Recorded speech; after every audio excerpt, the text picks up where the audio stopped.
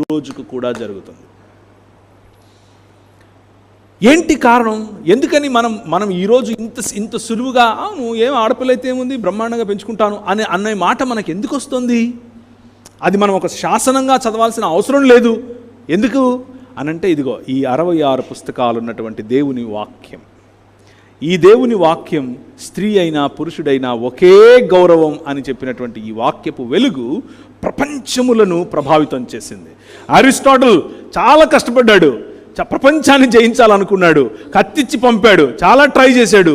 కానీ ఆయన ఫిలాసఫీలో వెలుగు తక్కువైంది. ఎందుకు అనంటే అది లోక మర్యాదే, అది ఈ లోక మర్యాదే. కానీ మన రాజు వస్తున్నాను అని ప్రకటించినటువంటి రాజు, వచ్చేశాను అని చెప్పినటువంటి రాజు, ఆ రాజు యొక్క వాక్యం ప్రతి స్త్రీకి డిగ్నిటీనిచ్చింది. ఎలా?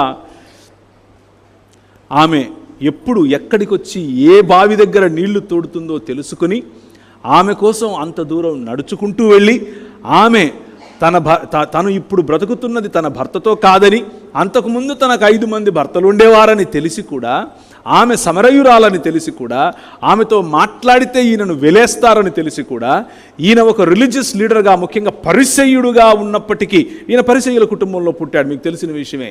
అలాంటి వారు వాళ్ళని తాకకూడదు, మాట్లాడకూడదు, వాళ్ళను ముట్టుకోకూడదు అని తెలిసి కూడా ఆయన ఆమె దగ్గరికే వెళ్ళి ఆమె చేదిన నీళ్లను ఆయన త్రాగి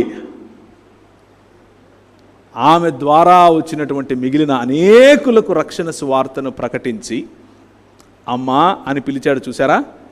that makes the difference. That is God. అది వాక్యము.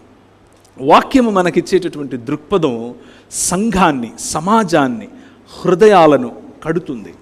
సంఘాన్ని, సమాజాన్ని, హృదయాలను నిర్మిస్తుంది.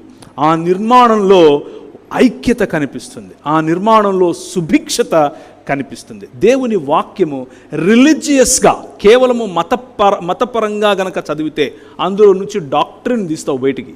ఏమని? ఏదో కొన్ని ఫార్ములాలు పెట్టుకుని ఆ ఫార్ములా ఇది, ఈ ఫార్ములా ఇది, మన దేశంలో మమా అన్నట్లు మనం కూడా ఆమెనంటే అయిపోతుంది. దాట్ ఈజ్ భక్తి, దట్ ఈజ్ రిలీజియస్ భక్తి.